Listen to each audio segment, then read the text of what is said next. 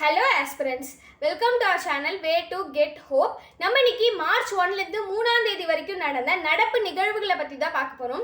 First question, இந்தியாவின் இரண்டாவது ஏவுதள வளாகமானது எங்கு அமைய உள்ளது? ஆப்ஷன் பார்க்கலாம். திருநெல்வேலி, கன்னியாகுமரி, மதுரை, தூத்துக்குடி. இதற்கான ஆன்சர் தூத்துக்குடி. தூத்துக்குடியில் இருக்கக்கூடிய குலசேகரப்பட்டினத்துல தான் இந்த இரண்டாவது ஏவுதள வளாகமானது நிறுவப்பட்டிருக்கும். யாருன்னா நம்ம பிரைம் மினிஸ்டர் மோடி அவர்கள் பிப்ரவரி 28ஆம் தேதி அன்னைக்கு இதற்கு அடிக்கல் நாட்டியுள்ளார். அப்ப first satellite launch station, first ஏவுதள வளாகம் எங்க இருக்குன்னா சதீஷ் தவான் சேட்டலைட் ஸ்டேஷன். இப்போ ஓபன் பண்ணியிருக்க தூத்துக்குடியில் இருக்கக்கூடிய குலசேகரப்பட்டினத்துல முதல் சேட்டலைட் லான்ச் பண்ணியிருக்காங்க. அந்த சேட்டலைட் பேரு ரோகிணி 6H200. இதுல நம்ம இஸ்ரோ தலைவரான சோம்நாத் அவர்கள் கலந்துக்கிட்டாங்க. தமிழ்நாடு அரசு என்ன முடிவு பண்ணியிருக்காங்கன்னா, இந்த சேட்டலைட் ஏவுதள வளாகம் பக்கத்திலே விண்வெளி தொழில் பூங்கா அமைக்கிறதாக சொல்லியிருக்காங்க. நெக்ஸ்ட் क्वेश्चन, 2022ஆம் ஆண்டிற்கான கலைஞர் எழுதுகோள் விருதினை பெற்றவர் யார்? ஆப்ஷன் பார்க்கலாம். சி பாலமுருகன், BN சுவாமி, முகமது ஜுபைர், கோ சித்தர். இதற்கான ஆன்சர் BN சுவாமி. இந்த கலைஞர் எழுதுகோள் விருது யாருக்கு கொடுக்குறாங்கன்னா, சிறந்த இதழியலாளர்களுக்கும் தமிழ் இலக்கிய உலகுக்கு ஆற்றியுள்ள அவர்களின் தொண்டுகளுக்காகவும் வழங்கப்படுது தான் இந்த கலைஞர் எழுதுகோள் விருது. 2022 கலைஞர் எழுதுகோள் விருதானது யாருக்கு கொடுக்குறாங்கன்னா, BN சாமி அவர்களுக்கு. அவரோட கடற்போர்கள் என்ற நூலுக்காக இந்த விருதானது வழங்கப்பட்டது. 2021ஆம் ஆண்டிற்கான கலைஞர் எழுதுகோள் விருது யாருக்கு கொடுத்திருக்காங்கன்னா, சண்முகநாதன் அவர்களுக்கு வழங்கப்பட்டுள்ளது. நெக்ஸ்ட் क्वेश्चन, பின் வருபவர்களில் யாருக்கு பிரிட்டன் அரசின் உயரிய விருதுகளில் ஒன்றான knight commander of the most excellent order விருதானது வழங்கப்பட்டுள்ளது? ஆப்ஷன் பார்க்கலாம். சுனில் பாரதி, அனில் அம்பானி, முகேஷ் அம்பானி, சிவநாடார். இதற்கான ஆன்சர் சுனில் பாரதி. இவர் பாரதி ஏர்டெல் நிறுவனரும் தலைவரும் ஆவார். நெக்ஸ்ட் क्वेश्चन, சமீபத்தில் செய்திகளில் பார்த்த வந்தாரா முயற்சி பின் வருவனவற்றில் எதனுடன் தொடர்புடையது? ஆப்ஷன் பார்க்கலாம். விலங்கு நலம், காலநிலை மாற்றம், சுற்றுச்சூழல் பாதுகாப்பு, வரலாற்று நினைவு சின்னங்கள். இதற்கான ஆன்சர் விலங்கு நலம். ரிலையன்ஸ் இண்டஸ்ட்ரீஸ் மற்றும் ரிலையன்ஸ் அறக்கட்டளையின் சார்பாக ஆனந்த் அம்பானியின் தலைமையில் வந்தாரா அறிமுகப்படுத்தப்பட்டுள்ளது. இது விலங்குகளை மீட்டெடுத்து அதற்கு சிகிச்சை அளித்து மற்றும் அதற்கான மறு வாழ்வை அளிப்பது போன்ற ஒரு விரிவான முயற்சியாகும். குஜராத்தில் உள்ள ரிலையன்ஸின் ஜாம்நகர் சுத்திகரிப்பு வளாகத்தின் கிரீன் பெல்ட்டில் உள்ள 3000 ஏக்கர் சரணாலயத்தை காடு போன்ற வடிவமைக்கப்பட்டுள்ளது. மீட்டெடுக்கப்பட்ட விலங்குகளுக்கு இயற்கையான மற்றும் வளமான வாழ்விடத்தை வழங்குவதையும் அவற்றின் குணப்படுத்துதலையும் செழிப்பையும் ஊக்குவிக்கும் விதமாக இந்த வந்தாரா அப்படின்றத ஆரம்பிச்சிருக்காங்க. நெக்ஸ்ட் क्वेश्चन, எந்த மாநில அரசு சமீபத்தில் அரசு மற்றும் தனியார் சொத்துக்களுக்கு சேதம் விளைவிப்பதற்காக கலவரக்காரர்களை பொறுப்பேற்க ஒரு மசோதாவை அறிமுகப்படுத்த திட்டமிட்டுள்ளது? ஆப்ஷன் பார்க்கலாம். பீகார், ஒடிஷா, உத்தரகாண்ட், மத்திய பிரதேசம். இதற்கான ஆன்சர் உத்தரகாண்ட். உத்தரகாண்ட் மாநிலத்தில் தான் இந்த பொது மற்றும் தனியார் சொத்து சேத மீட்பு மசோதாவை வரவிருக்கிறது. இந்த பட்ஜெட் கூட்டத்தொடரில் அறிமுகப்படுத்தியிருக்காங்க. எதுக்காகனா, இந்த சட்டமானது போராட்டங்கள் அல்லது வேலை நிறுத்தத்தின் போது அரசு மற்றும் தனியார் சொத்துக்களுக்கு ஏற்படும் சேதங்களுக்கு கலவரக்காரர்களே பொறுப்பு, அதற்கான நிதி அவங்களே கொடுக்கணும் அப்படின்றத நோக்கமாக கொண்டு இந்த திட்டத்தை கொண்டு வந்திருக்காங்க. இதற்கு முன்னாடி எந்த மாநிலம் இதை செயல்படுத்துறாங்கன்னா, உத்தரப்பிரதேசம் ஃபர்ஸ்ட், ஹரியானா, அதை தொடர்ந்து நம்ம உத்தரகாண்டும் இதை அமல்படுத்த போகுது.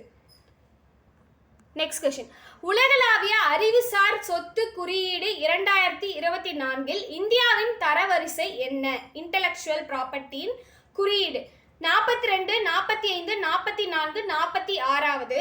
ஆன்சர் 42வது. யுஎஸ் சேம்பர் ஆஃப் காமர்ஸ் சர்வதேச அறிவுசார் சொத்து குறியீட்டின் 12வது எடிஷனை வெளியிட்டிருக்காங்க. அதில் 55 பொருளாதாரங்களை அவற்றின் IP கட்டமைப்பில் தரவரிசைப்படுத்தியுள்ளது. இந்தியா 38.64% மதிப்பெண்களுடன் 42வது பிளேஸ்ல இருக்காங்க பொருளாதார வளர்ச்சியில் வலுவான இன்டெலெக்சுவல் ப்ராப்பர்ட்டியில. அமைப்புகளின் முக்கிய பங்கை வலியுறுத்தி அமெரிக்கா, இங்கிலாந்து, பிரான்ஸ் ஆகியவை இந்த பட்டியலில் முதல் இடத்தில் உள்ளன.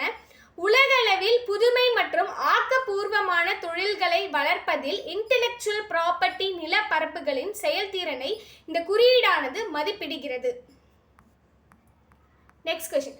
சமீபத்தில் இந்திய தேர்தல் ஆணையம் எந்த அமைச்சகத்துடன் இணைந்து மேரா பெக்லா ஓட் தேஷ் கே லியா பிரச்சாரத்தை தொடங்கியுள்ளது?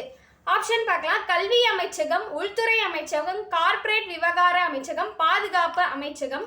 இதற்கான ஆன்சர் கல்வி அமைச்சகம். தேர்தல் செயல்பாட்டில் இளைஞர்களை ஈடுபடுத்துவதற்காகவும் அவர்களை ஊக்கப்படுத்துவதற்காகவும் அதனை நோக்கமாக கொண்டு கல்வி அமைச்சகத்தோடு இணைந்து பிப்ரவரி 28 மார்ச் 6, 2024 வரைக்கும் மெரா பேலா ஓட் தேஷ் கே லியா அப்படின்றத நடத்திட்டு வராங்க. யூஜிசி தலைவரான ஜெகதீஷ் குமார் அவர்கள் ஃபர்ஸ்ட் ஓட் போடுறவங்களை ஊக்குவிக்கவும் அவர்களை அணி திரட்டி அழைப்பு விடுத்து பிரச்சாரத்திற்கு ஆதரவளிக்க அனைவரையும் வலியுறுத்தியுள்ளார். இந்திய தேர்தல் ஆணையம், இந்தியன் எலெக்ஷன் கமிஷன் இணைந்து நாடு தழுவிய முயற்சி இளைஞர்களிடையே தேர்தல் விழிப்புணர்வை ஏற்படுத்த முயல்கிறது. தேர்தலில் முதல் முறை வாக்காளர்களை பங்கேற்பை இது வளர்க்கிறது. Next question. சமீபத்தில் செய்திகளில் பார்த்த பயோட்ரிக் என்றால் என்ன? ஆப்ஷன் பார்க்கலாம். கழிவு மேலாண்மை தொழில்நுட்பம், சுற்றுச்சூழல் பாதுகாப்பிற்கு பயன்படுத்தப்படும் முறை, தொட்டியை சுத்தம் செய்யும் ரோபோ, பயிர் பூச்சிகளை அகற்றும் நுட்பம். இதற்கான ஆன்சர் கழிவு மேலாண்மை தொழில்நுட்பம். பயோட்ரிக் இது ஒரு புரட்சிகர கழிவு மேலாண்மை தொழில்நுட்பம். உட்புற காற்று மாசுபாட்டை எதிர்த்து மண்ணின் ஆரோக்கியத்தை மேம்படுத்துவதற்கும் மற்றும் கிராமப்புற இந்தியாவில் சுத்தமான சக்தியை உருவாக்க பைரோலிசைஸ் அதனை பயன்படுத்துகிறது. சமூக மட்டத்தில் செயல்படும் போது இது உள்நாட்டில் உருவாக்கப்படக்கூடிய கழிவுகளை பயன்படுத்துகிறது. பயோ எண்ணெய், சின்காஸ் மற்றும் பயோசார் உரங்களை உற்பத்தி செய்கிறது. இந்த தயாரிப்பானது ஆரோக்கியமான வாழ்க்கைக்கு பங்களிப்பது மட்டுமில்லாமல் அடுத்தடுத்து சுழற்சிகளை இயக்குவதன் மூலமும் உள்ளூர் வீடுகள் மற்றும் வணிகங்களுக்கு உபரி மின்சாரத்தை வழங்குவதன் மூலமாகவும் இது உறுதி செய்கிறது. Next question. சமீபத்தில் நேஷனல் இன்ஸ்டிடியூட் ஆஃப் ஆயுர்வேதா மற்றும் தாய் பாரம்பரிய மருத்துவத்தை மேம்படுத்த எந்த நாட்டுடன் ஒப்பந்தத்தில் கையெழுத்திட்டது? ஆப்ஷன் பார்க்கலாம்.